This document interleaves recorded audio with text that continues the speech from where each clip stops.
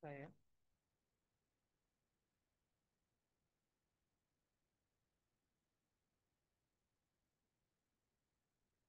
Baik, kita lanjutkan ya. Tadi sempat terhenti sejenak ya. Jadi kita lanjutkan ya. Syaratnya diskriminan persamaan kurva Y sama dengan AX kuadrat tambah 2X tambah 1 dengan A tidak sama dengan nol.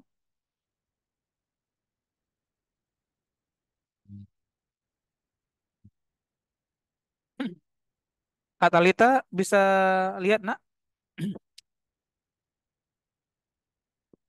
Bisa dilihat ya. Nomor 16. Tolong dibaca nak Talita.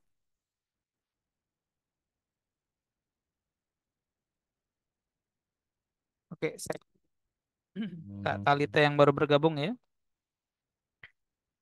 Kurva Y sama dengan AX kuadrat tambah 2X tambah 1 dengan A tidak sama dengan nol, memotong sumbu X di dua titik yang berbeda. Pernyataan yang benar. Nah, jadi kalau memotong sumbu X itu ya, kita bisa perhatikan status diskriminannya.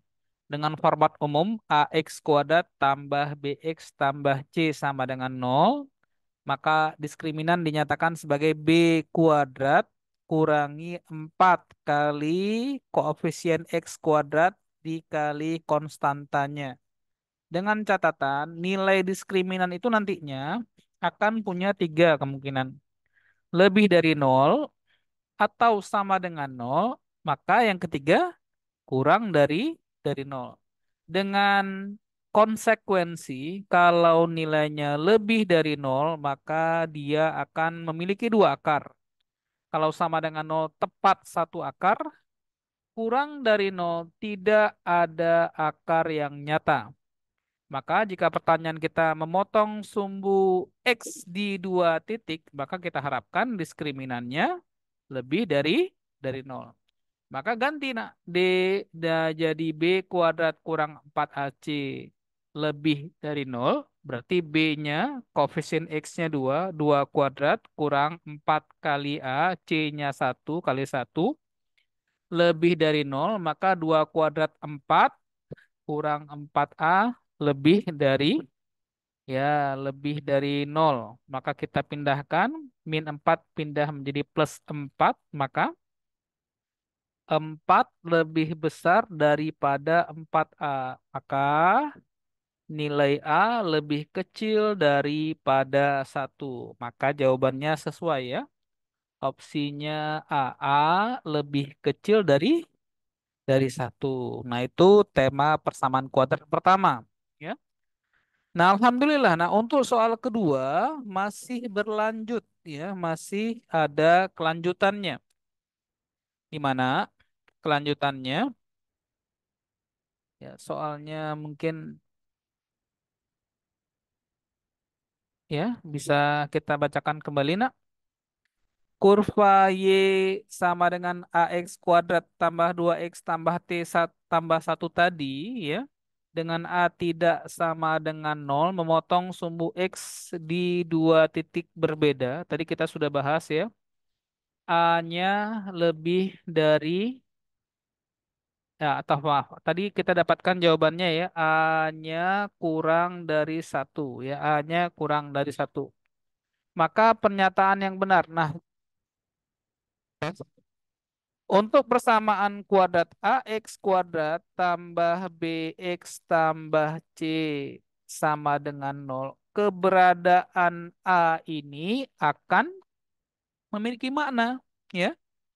Nah, sekarang lihat A-nya, nak, ya.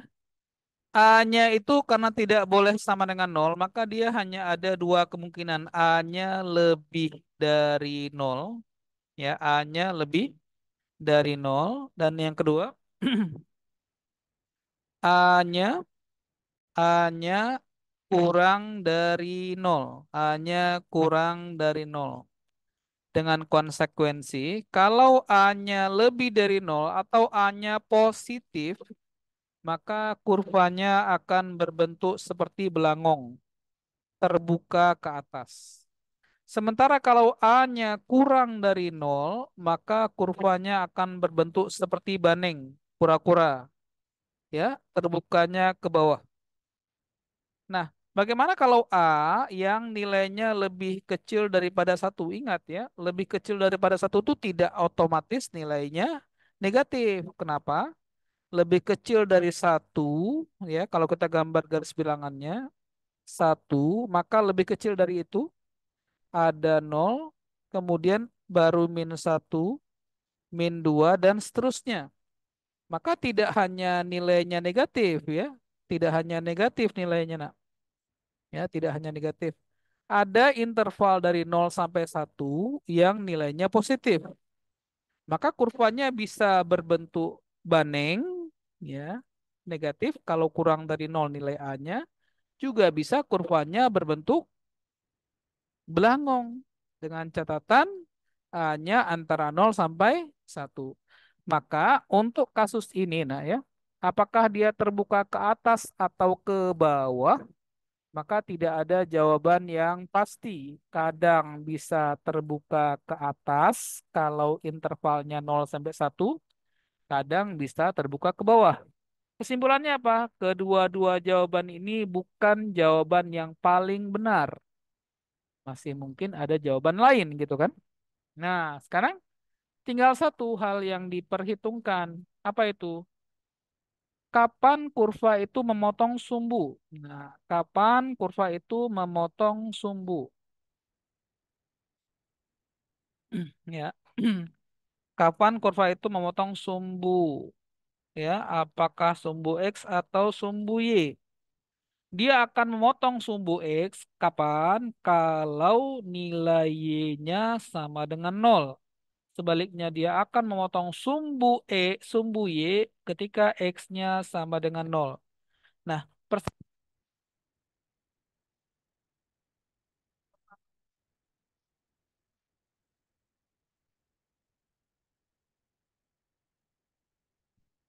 tes persamaan Y atau fungsi sama dengan AX kuadrat tambah 2X tambah satu, bisa kita ambil tuh nak X-nya nol.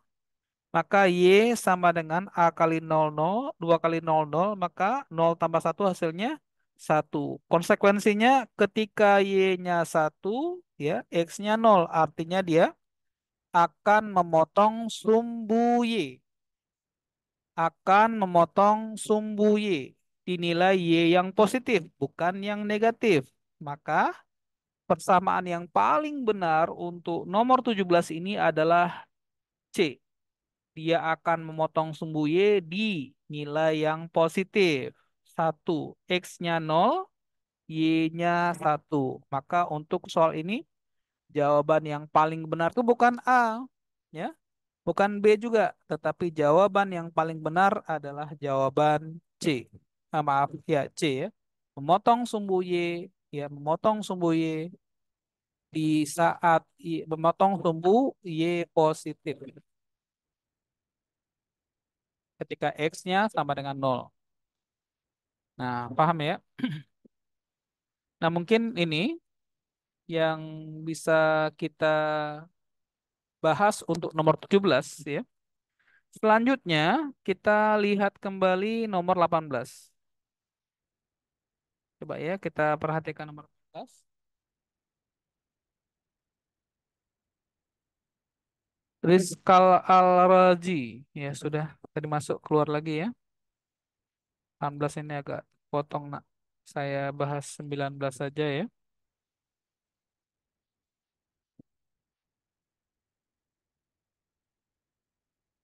Baik, nomor 19 ya, 19. Titik P dan Q berturut-turut terletak pada rusuk AB dan BC, ya, rusuk AB dan BC, kubus ABCD EFGH.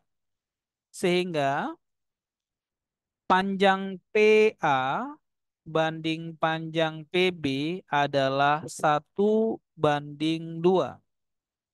Sementara untuk BQ dan Ki C perbandingannya 1:1. Itu artinya nak nilai Ki tepat di tengah rusuk BC. Ya, tepat di tengah-tengah rusuk BC. Manakah dari tiga pernyataan berikut yang bernilai benar berdasarkan informasi yang ada di atas? Ya, yang pertama, perbandingan volume limas PBQV dan volume kubus ABCDEFGH adalah 1:18. Itu yang pertama. Yang kedua, perbandingan luas segitiga PBQ dan luas persegi ABCD adalah 1:6. Dan yang terakhir, apakah benar PQ dibanding AC ya sama dengan 1:2? Baik, sebelum kita kerjakan ya, soal ini terlebih dahulu kita siapkan ya. Kita siapkan kubusnya. Nah, kita siapkan kubusnya. Nah, ini kubusnya, Nak. Nah, ini kubusnya.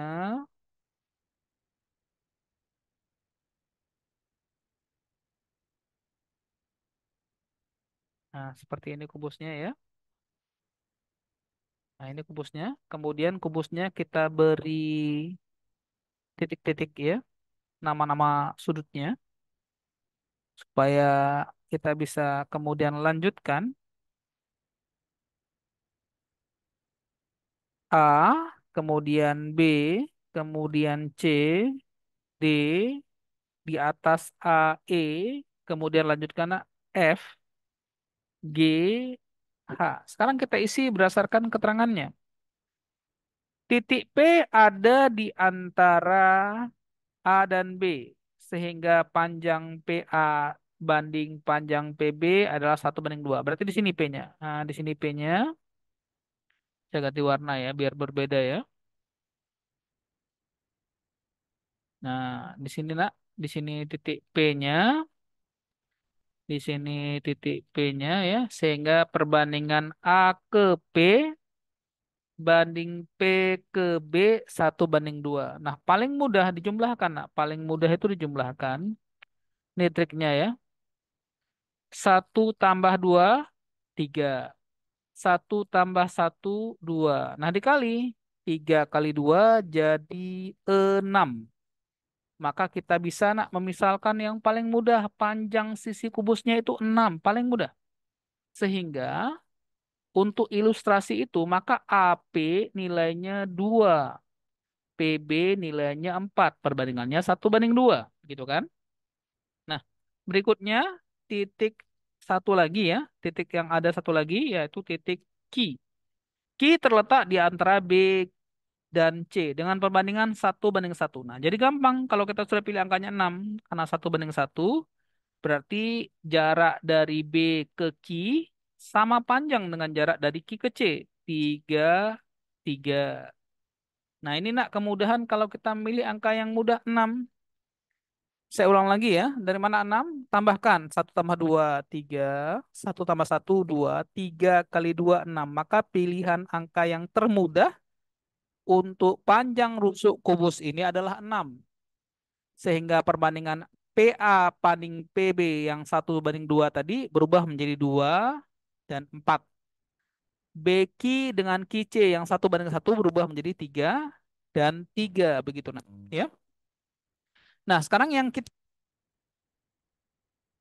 kita cek pertama kali ya adalah pernyataan pertama, perbandingan volume limas B PBQV.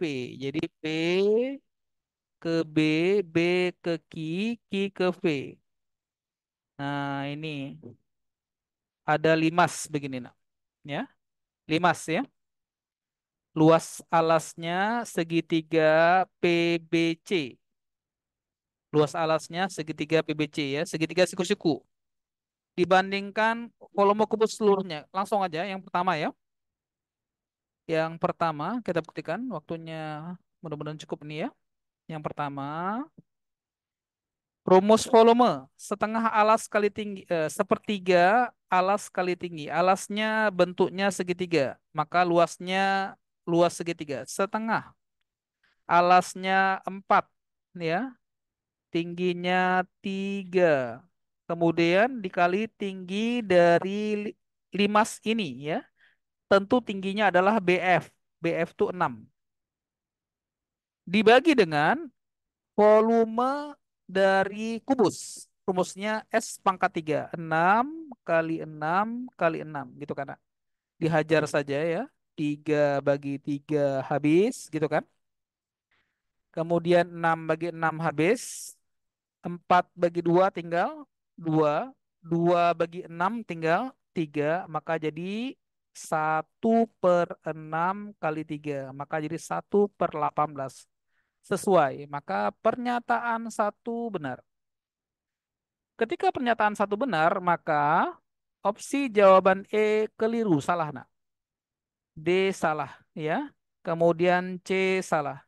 Maka jawabannya tinggal, kalau tidak jawabannya A, semua pernyataan benar, maka jawabannya B ya. 1 dan 2 saja yang benar. Itu akibatnya semua jawaban pasti memuat 2, maka 2 dipastikan benar. Nggak usah cari lagi nak.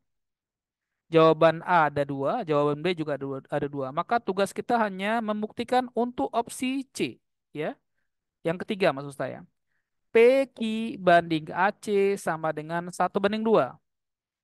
P ke Q. Nah, P ke Q adalah sisi miring. 43 berarti sisi miringnya 5. 5 dibandingkan A ke C. A ke C, ya, berarti sisi, diagonal sisi 6/2. Dan tentu